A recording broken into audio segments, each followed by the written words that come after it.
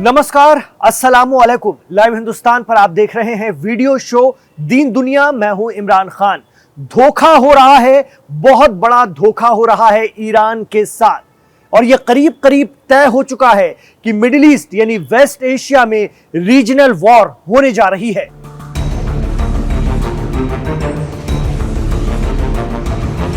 Middle east expert और असर times के हेड शौकत भारती कहते हैं कि जबान पे कुछ और अमल में कुछ और वाली स्थिति हो गई है अरब मुल्कों की।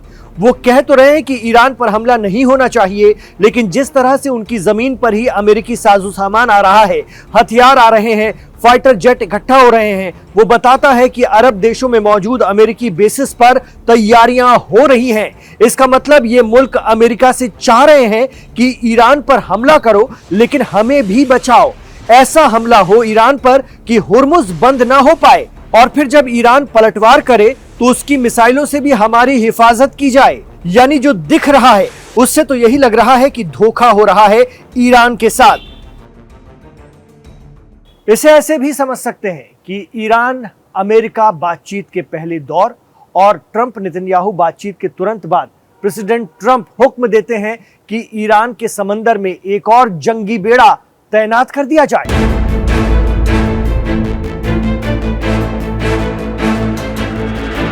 अमेरिका अब जो जंगी बेड़ा तैयार कर रहा है या भेज रहा है, वो एक ऐसा जंगी जहाज है जिस पर फाइटर जेट लैंड करते हैं और उड़ान भरते हैं।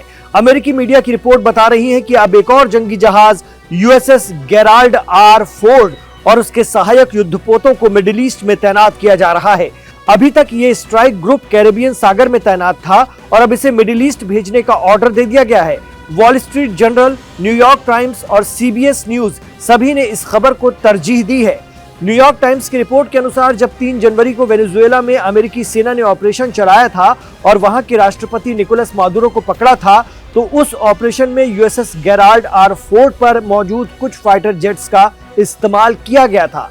अभी ये साफ नहीं है कि यूएसएस गेराल्ड आर फोर्ड या USS Abraham Lincoln middle east में कितने वक्त तक रहेंगे और ईरान पर किस तरह की कार्रवाई कर सकते हैं।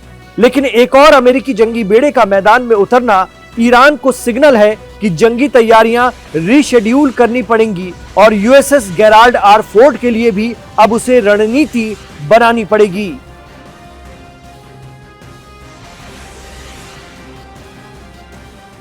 तो अरब देशों में हो रही हलचल और उनके रवैये को देखते हुए लगने लगा है कि कतर, बहरीन, जॉर्डन या फिर दुबई के बेसिस से ईरान पर हमला हो सकता है।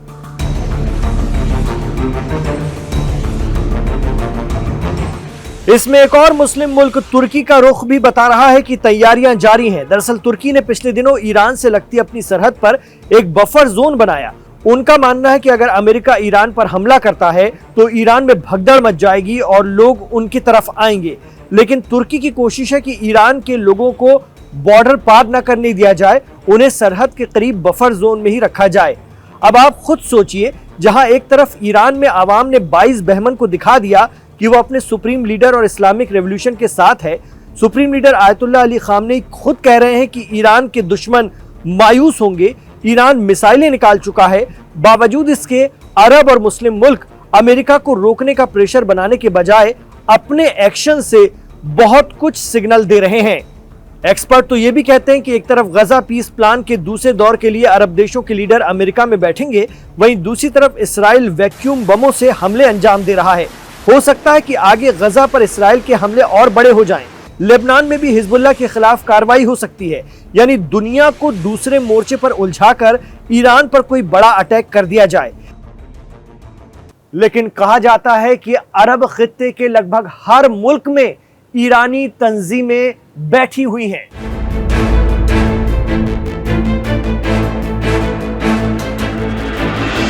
यमन के अंसारुल्लाह हो या फिर इराक के हज़दुश्शाबी, लेबनान के हिजबुल्लाह या गजा में हमास, सऊदी के अल-हसा सूबे से लेकर बहरीन में सरैया मालिक अश्तर तक, हर तरफ ईरान के संगठन मौजूद हैं।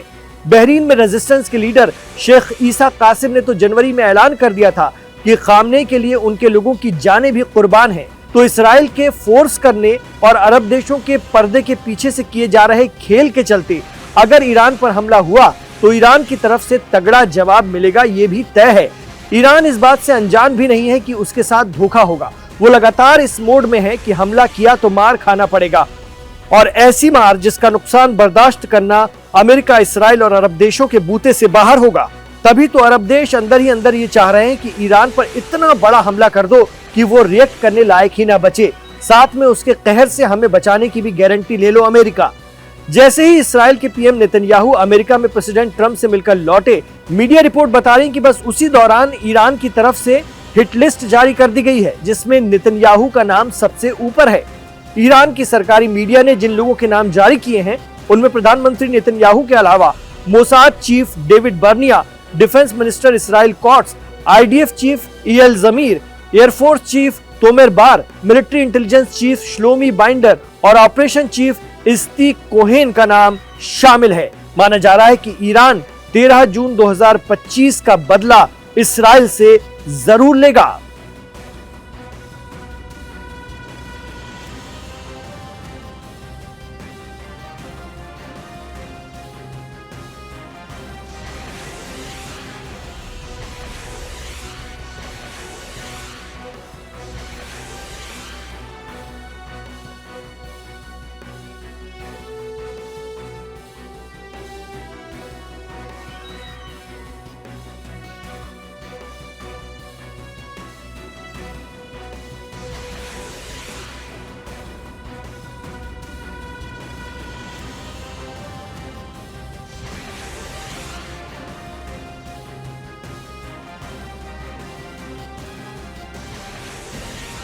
तो आप क्या मानते हैं? क्या अरब मुल्कों का रवैया ये बताने के लिए ही काफी है कि ईरान के खिलाफ बड़ी जंग होगी, और अमेरिका की जो हलचल फिर बढ़ रही है वो ये बताता है कि बातचीत करते करते फिर हमला हो जाएगा, बड़ा हमला हो जाएगा, इसराइल का दबाव अमेरिका पर है? क्या कुछ हो सकता है? हमें कमेंट बॉक्स पर जरूर बताइएगा। आप हमारे वीडियो को लाइक जरूर कीजिए, क्योंकि आप जब इसे लाइक करते हैं तो ये आगे बढ़ता जाता है। हमारे चैनल लाइव हिंदुस्तान को सब्सक्राइब भी करवाते जाइए और वीडियो को खूब शेयर किया कीजिए व्हाट्सएप ग्रुप्स पर अपने दोस्तों, अपने रिश्तेदारों में। इमरान खान के साथ आखिर तक जुड़ने के लिए आपका शुक्रिया। अपना ख्याल रखिए, अपनी दुआओं में हमें याद रखिए।